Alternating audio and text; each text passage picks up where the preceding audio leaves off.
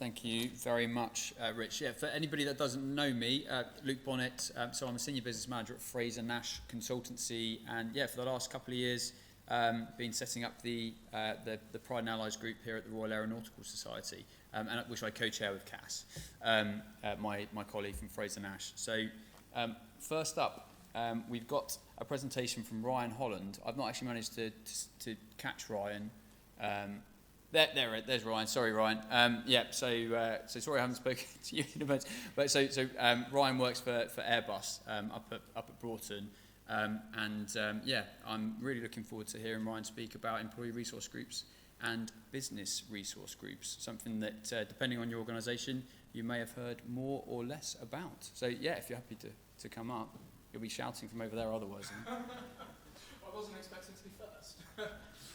That's fine. So, thank you, Luke. Brilliant. Thanks, Ryan. Thank you. Hi, welcome everyone. Thank you for giving me the opportunity to speak today.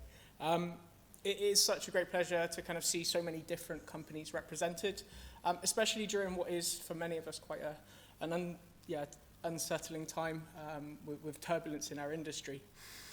As we kind of look forward to the future and how we ensure that our sector remains a success, sustainability often comes up quite a lot, and it's my personal opinion that the sustainability of the people within our industry is just as important as the sustainability of the business models and the products that we produce that help us to continue the future success.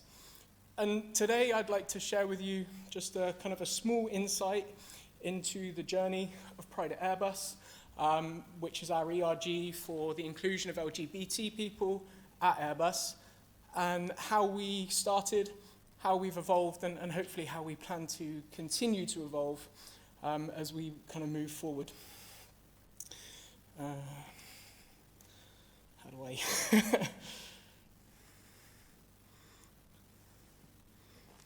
There we go. Figured it out, no mouse. So for those of you who I haven't had the opportunity to meet yet, my name's Ryan Holland, and my primary role at Airbus is a repair design engineer. I'm here today more in my capacity as kind of a leader within our Pride at Airbus group. And I've been involved with Pride at Airbus since 2018. I've been with the company since 2017. I joined as an apprentice. And earlier this year, I took on an additional role as the external Pride liaison for Airbus commercial aircraft in the UK. So that sees me kind of getting involved with the work that Luke's doing with the Pride and Allies group here at the Royal Aeronautical Society and interacting with other kind of external organisations. As I mentioned, I'm here in my capacity as kind of a leader within an ERG, but I think it's kind of important for us to understand what an ERG is, and to kind of help me do that, just kind of by way of show of hands, who in the room has an ERG at the company that they work for? Okay, it's about half. And keep your hands up if you have an ERG which is specifically dedicated to LGBT inclusion. Okay, a similar number. So before we kind of get into the differences between an ERG and a BRG, I think it's important to understand what I mean when I talk about an ERG. And to do that, I had a kind of a little bit of a look online to see what the internet thinks an ERG is, and we kind of see kind of a bit of a theme occurring. So ERG, employee resource group, voluntary group, enables people to connect. They're employee-led, and typically they're formally recognized by the organization. So we can kind of split those kind of sentiments down into 4 main points. So they're an employee-led group. So they're not typically managed by senior members of the leadership team. Their kind of foundations are cemented in the grassroots of an organization. They're voluntary, so people that work with ERGs, people that are doing the work within an ERG, they're not being paid for their time. And that's important to remember. People are doing this outside of their contracted hours. ERGs, they have a common identity or goal, so they're working towards something, improving the culture within the business. In the case of Pride at Airbus, it's the inclusion of LGBT people. Could equally apply to kind of any other identity that a group of people or community might share. And they're recognized and supported by the business. It could be in many forms. It could be kind of directly through funding, providing a space for them to conduct their activities, or perhaps just formally recognizing the work that they do. So why was Pride at Airbus formed? Well, at this point, I had planned to share with you a video. Unfortunately, because it's being recorded today, I can't, but you're welcome to kind of access it via the QR code there. I can share with you the link, or if anyone is watching back kind of on the recording, then feel free to pause it and grab the link. And what the video talks about, it was an interview that one of our co-founders, Rob Hurley, did for the BBC, and it talks about his personal experiences working at Airbus, and why for most of his career, up until 2017, when Pride at Airbus was formed, Rob was leading a double life. He was scared of being himself at work. He was scared to come out. He was worried that it would hinder his career progression. And obviously this all had a massive negative impact. And the video goes on to talk about the journey that Rob went through in terms of speaking to our CEO at the time and having those honest conversations with him. And what he learned was that Airbus wasn't doing Pride work, not because they didn't want to, but because they didn't know how. And that's where ERGs come in. Unfortunately, Rob's kind of experiences, these kind of fears and worries are not unique to him. Nearly 50% of LGBT people have or will experience harassment or discrimination in the workplace. Nearly a third of people have hidden their identity at work as a direct result of fear of discrimination or harassment. And when we consider LGBT plus representation in senior leadership positions at companies, it's quite disappointing. Less than 1% of Fortune 500 company voting board members are openly LGBT. So imagine Rob in that situation where he's having these open and honest conversations with our CEO, and he's speaking to someone who has never experienced anything like what he's been going through. And ERGs kind of aim to address that. So they offer a support network for LGBT people, or kind of whatever the community is kind of aiming towards. And I mean, if I look back at when I first started at Airbus, you know, as I mentioned, I started as an apprentice. And joining as a young person, quite a corporate, rigid environment, I also shared Rob's worries that I would have to hide myself, that I would potentially have to lead that double life. And just the fact that Pride at Airbus existed was enough to relieve that anxiety for me. It's not the same for everyone, but for me, it definitely went a long way. And by Rob speaking to the CEO, it started those kind of connections between the community and the senior business leaders. So this is a bit of like an infographic, really. What ERGs do and why we need them, well, really it helps people be themselves at work. They can bring their identity, they can find people like them that they can connect with, and they can create kind of a peer-to-peer group that can help and support each other. And through links to the senior leadership team, they have that contact, they have that interaction with kind of their nominated senior sponsor. So the impact of ERGs, they help the otherwise isolated people feel connected because with like-minded people. They help create a sense of community within the business. And they offer a space for peer-to-peer mentoring so that where people are facing these challenges that we mentioned earlier, they have a space to be able to connect and deal with those together. Now, ERGs are capable of some really great work, but they're not sustainable in terms of long-term impact to the business. ERGs are supported by the business, which usually means through funding. But ERGs don't produce any products. They don't produce anything we can sell. So they're typically viewed as a non-operating expenditure. They're also run by volunteers. And as the business grows or the employee develops, we see that the capacity for that employee to support the ERG starts to diminish. And those involved in ERGs can often face the effects of burnout. And because they're a community of grassroots employees, typically their impact on the business is limited. They have a limited impact on key business decisions. And because they're a community within the business, they don't have an impact to the external community either. So where do we go from here? How do we bridge those kind of sustainability gaps that an ERG has? And that's through business resource groups. So a BRG is very similar to an ERG in many respects. They're still employee-led, but now, rather than just being led by volunteers, they have people who either have full-time or part-time hours out of their contracted time that they're working, dedicated towards supporting the ERG, supporting the business resource group, and supporting the community of people within that business. They still continue to share a common identity or goals, so it's still focused around the same topic. So Pride at Airbus is still focused on supporting LGBT people, and we do have other kind of ERGs and BRGs in the company that are working on other topics as well. They're still recognized and they still support the business, but that support is reciprocated. So the business resource group is putting back into the business. And that's usually through clearly established interactions with other functions. And what I mean by that is your steering committees, policy review boards, perhaps reverse mentoring, just some examples. And most importantly, they add value to the business. Now you're probably sitting there thinking, well, Ryan, we still don't make anything. We're still not producing any products. We're still not selling any services. So how do we add financial value into the business?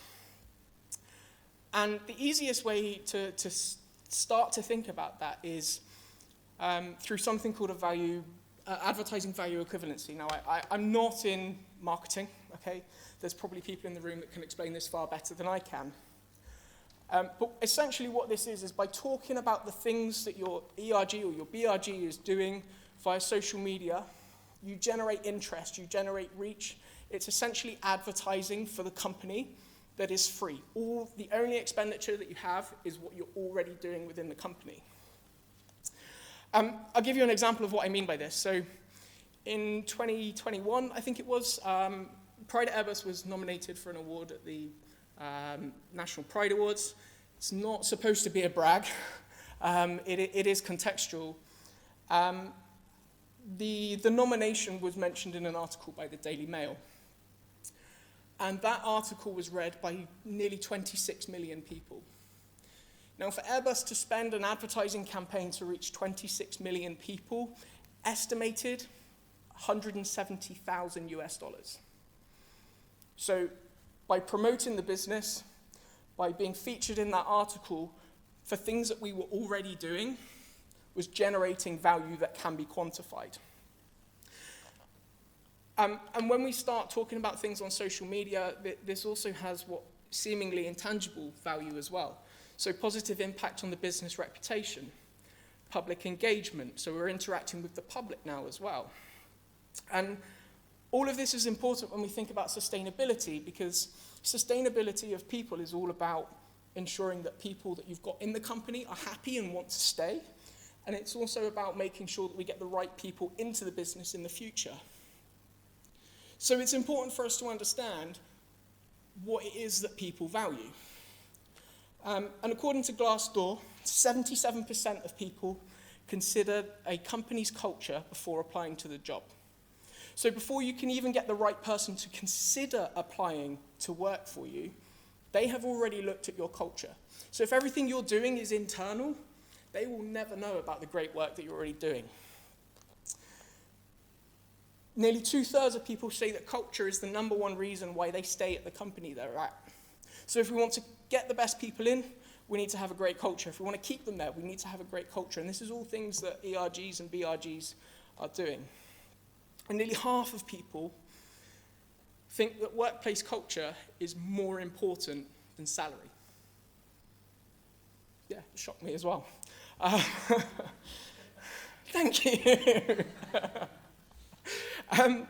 So these are all statistics. Now, I haven't done the maths on this, because I don't have the data, but it could be quantifiable. This is something that you could have a chat with your departments in the company about.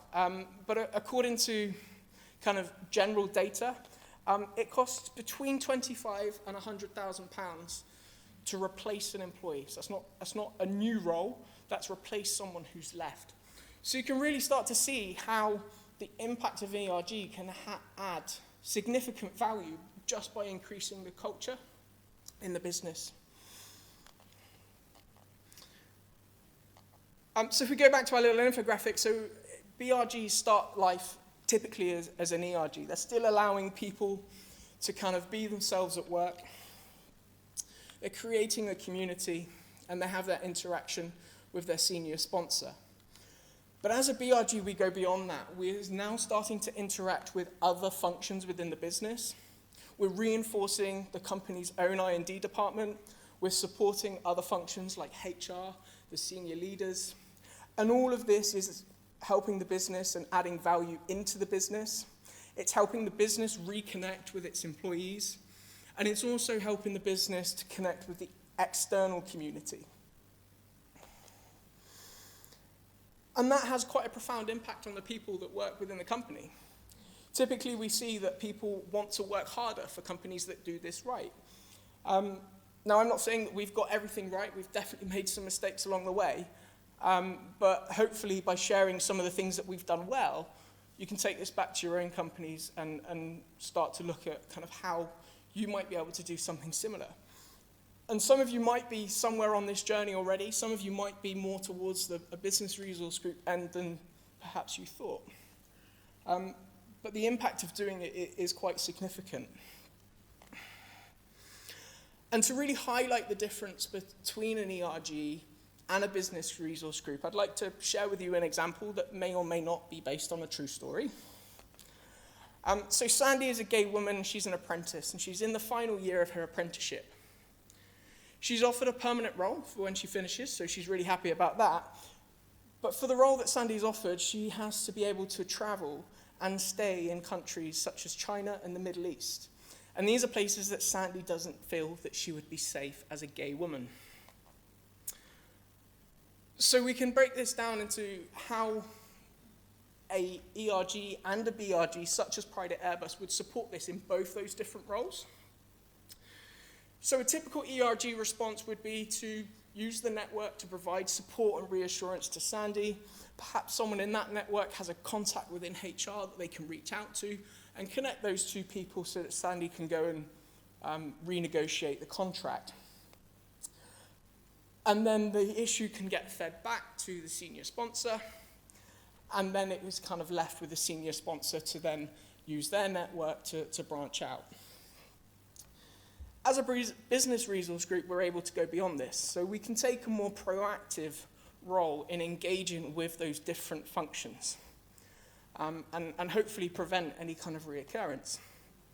So we can consult with senior leaders within HR and inclusion and diversity departments and prompt a review of any hiring and travel policies.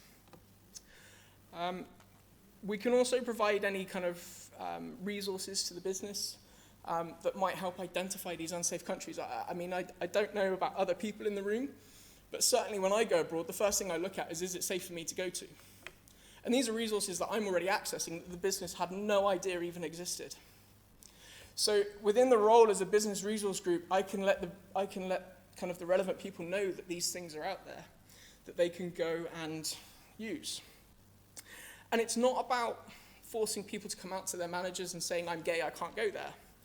It's about making sure that any employee, regardless of how they might identify, color of the skin, anything like that, it's about making sure that they have the right tools and the right knowledge to make an informed decision.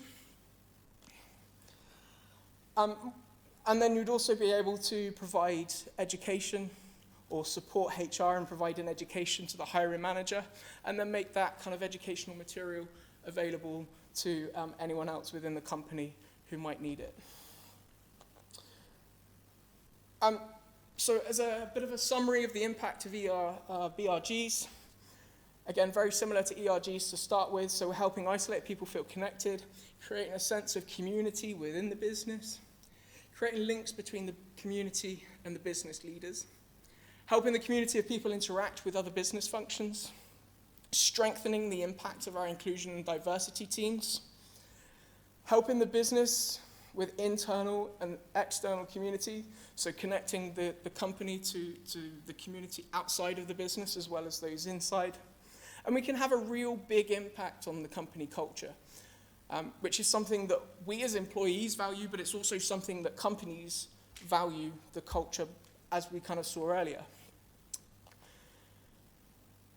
Act as consultants within the business, and through those kind of clearly established communication channels that I mentioned earlier, we can influence business decisions. We're in the room when the decision's being made, so we can kind of make sure that our voices are heard.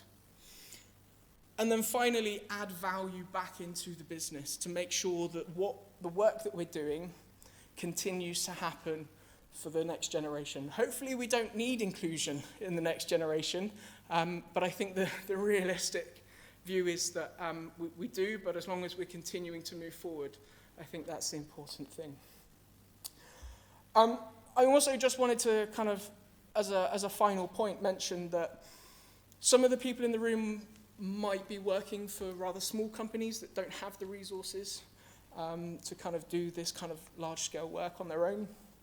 So I wanted to mention there are several kind of external companies, external organizations that would be willing to support. And of course, Pride at Airbus is one of them. So if anyone would like to pick my brains, I'll do my best to answer any questions, either privately or now. I don't know how we're doing for time. If we've got time for questions now? Absolutely, yeah. Yeah.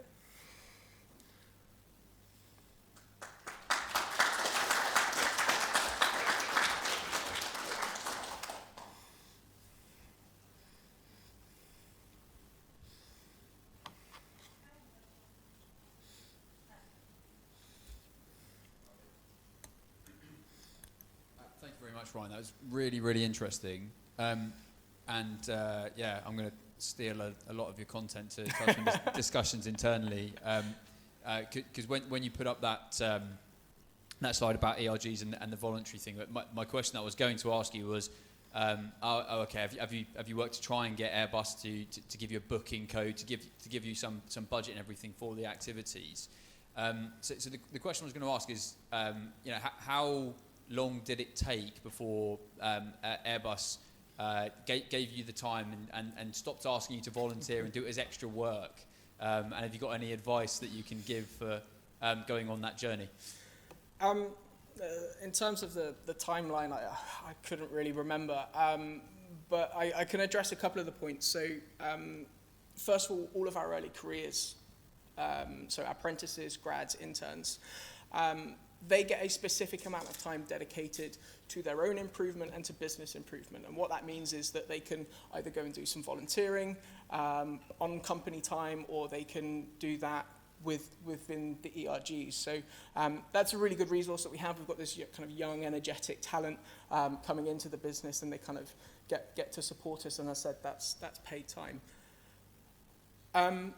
Part of my role as the kind of the liaison with the Allies group, that's also paid time. So I get a booking code that I can use a certain amount of time a month for, and that's kind of through like a local agreement with HR and I&D departments. It's currently not something that is rolled out completely within the business. It is on a case-by-case basis at the moment. It is something that we're kind of hoping to see more of in the right places for the right people. Does that answer your question? Yeah, absolutely. Thank you. So it's probably a bit of a hard question. So I'm Claire, and I co-chair our Flying Proud group at BA. So we are definitely, like, at the moment set up as a ERG. It sounds like we're doing a lot of the stuff that a BRG does. Something to bring back to our sponsor. But just a quick question. So we have employees who are kind of on head office contracts, and we have ones that are more like rostered. So we have our crew, flight crew, and ops people. Like, how hard is it, do you think, to kind of change those contracts, to kind of get it written in, to kind of get that time put away? Because I know that's going to be the first pushback that we receive if we try to, like, kind of get contracted time. And what would be your advice on that? Yeah, I think that's quite a difficult you're right, it is a difficult question to answer, because we don't really have something that equates to that. What I can kind of attest to is even within Airbus, we saw quite a difference in the acceleration of the Pride network from between our office-based environment, where it is quite easy for people to kind of take 10, 15 minutes to go and volunteer to a meeting or whatever it might be. And then also our our plant environment, where people are very much in a rigid shift pattern. And one of the ways that we were able to get better engagement from our plant team was by working around their shift pattern. So if you have a group of people tending to start at the same time, and you want people to volunteer, so we have like a coffee morning, like half an hour before the start of the shift. But if you've got people working very different shift patterns, that is something that is going to be quite a challenge. I would have to think about it, but I'm more than happy to discuss that with you another time. Maybe we can see if we can come up with something.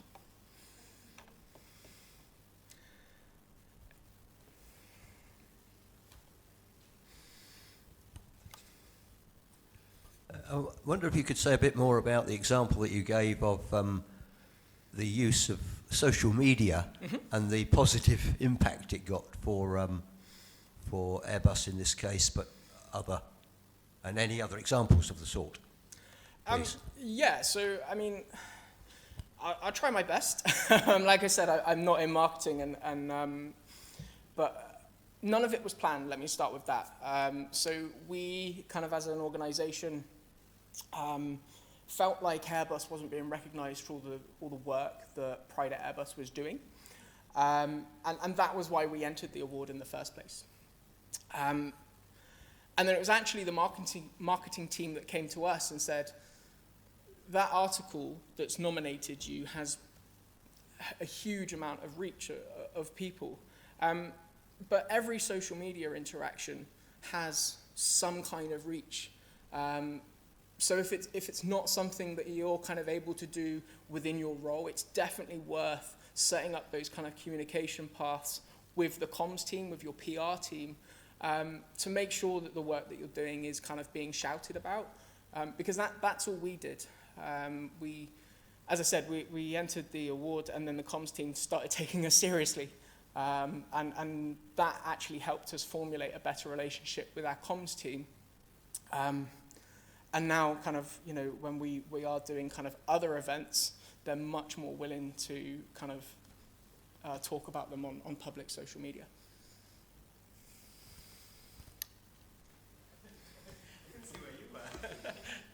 Hi, I'm Tom. I work with Claire as co-chair of Flying Proud at BA.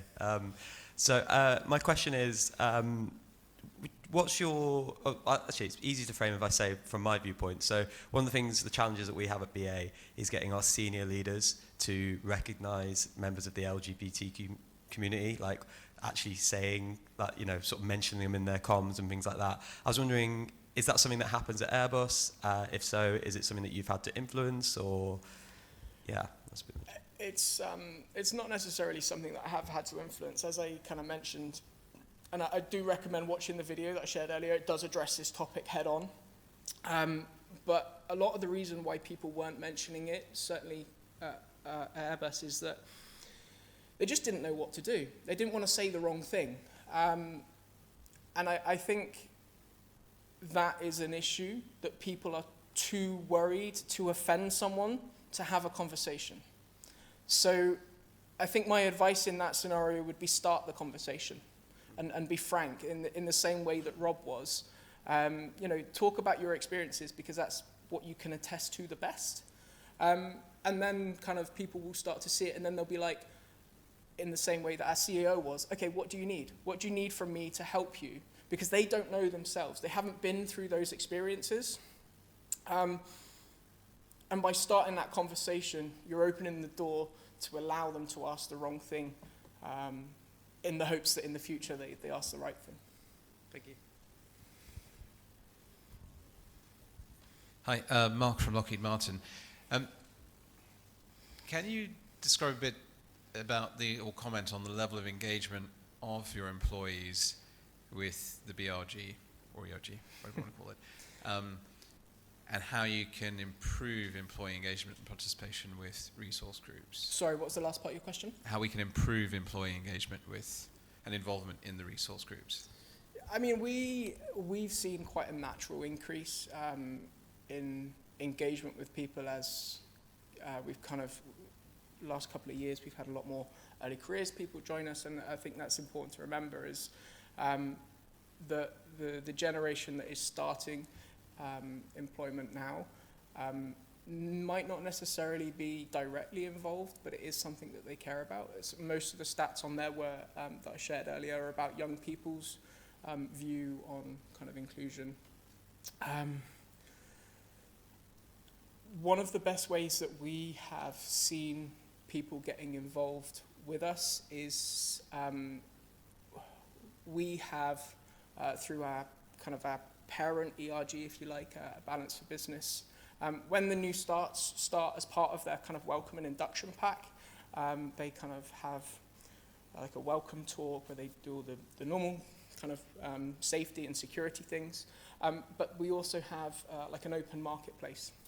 So all of the ERGs are represented, people can go and approach them, and it's really just about talking to people, making yourself visible. All of the work or all of the engagement, whether it's public or internal, it is all about making yourself visible and allowing people to come and talk to you. Any more?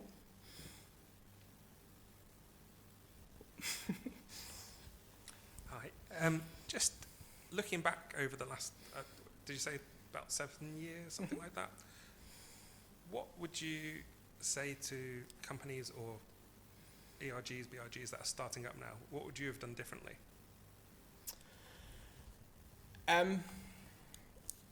I must admit that is a difficult question for me to answer because I wasn't directly involved right at the start.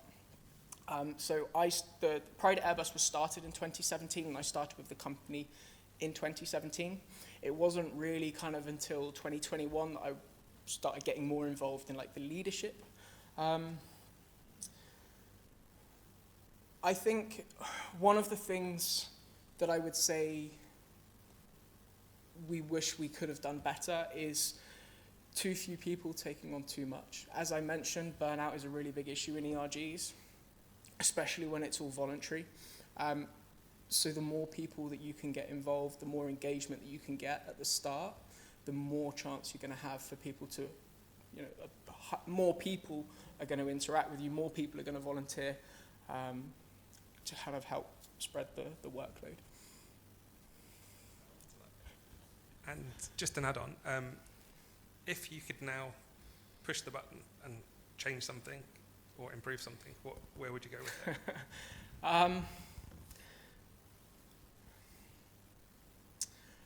I think I would like to see more people with the ability to kind of produce their time. As I mentioned, it is on a case-by-case basis, and it is something that we're working on with the kind of the HR team. But as you can imagine, taking time out of someone's day, the value added to the business needs to be a really solid business case, and that is something that we're working on, allowing more people to do.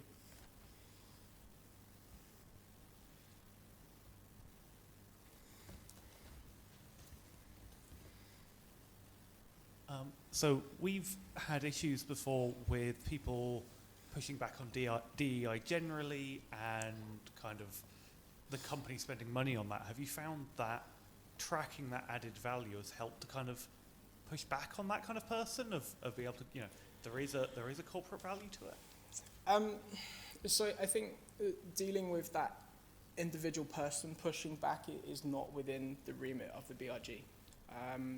I think it's important for companies to understand that it is something that does add value. But really that's something I would allow the HR and the diversity and inclusion teams to do. Really as a BRG, what we're there to do is to support them in making the right decisions, giving them the right input from the community, and giving them kind of the knowledge to be able to answer those kind of conflicts.